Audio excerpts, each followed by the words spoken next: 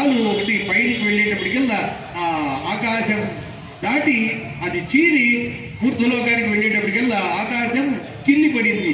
గోరు తగిలి చిల్లి పడేటప్పటికల్లా అసలైనటువంటి గంగ మనప్పుడు కాశీలో ఉన్న గంగ కాదండి.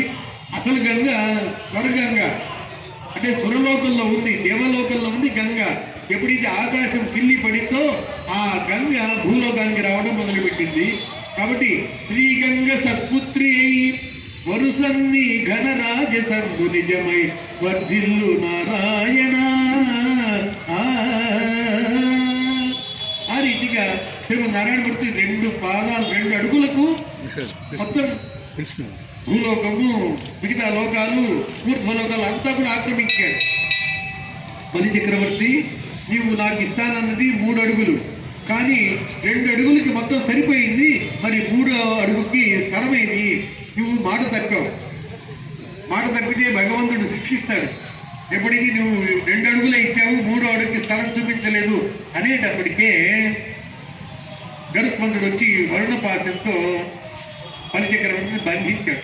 తప్పు చేశాడు కదా, 3 అడుగులు ఇస్తాను, 2 ఇచ్చాడు.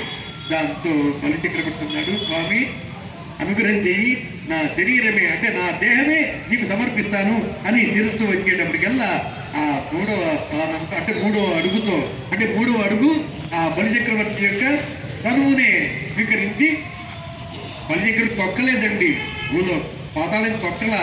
మనకు మామూలుగా సినిమాల్లో అలా చూపిస్తారు. ఎందుకంటే ఆయన భక్తుడిని తొక్కేది ఏముంది అంటే అప్పుడు చెప్తాడు నారాయణమూర్తి, శ్రీమన్నారాయణమూర్తి, నాయన నీవు సురలోకంలో కింద పాతాళానికి ముందు ఆ సురత లోకంలో సుఖంగా ఆనందంగా ఉండు. రాబోయే కల్పంలో బ్రహ్మగా ఇది దేవేంద్రుడిగా నీవు రాబోతావు.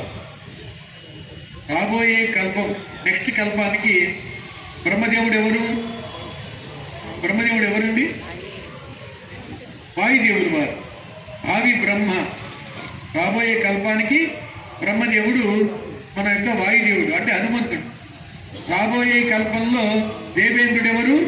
బలి చక్రవర్తి. ఇప్పుడు దేవేంద్రుడి పేరు పురంధరుడు. రాబోయే కల్పంలో దేవేంద్రుడు ఎవరంటే బలి చక్రవర్తి. ఆ రీతిగా వచ్చే కల్పానికి నీవు దేవేంద్రుడిగా ఉంటావు అని చెప్పేసి అనుగ్రహం చేశాడు. అంతేకాదు నారాయణమూర్తి ఎంత దయామయుడు అంటే ఆయన యొక్క లోకంలో, సుతుల లోకంలో ఆయన యొక్క ఇంటి ముందు కావలి కాస్తున్నాడు శ్రీమన్నారాయణమూర్తి వరుడి రూపంలో. ఈ రోజుకి బలి చక్రవర్తి ఇంటి ముందు సుతుల లోకంలో నారాయణమూర్తి కావలి కాస్తున్నాడు.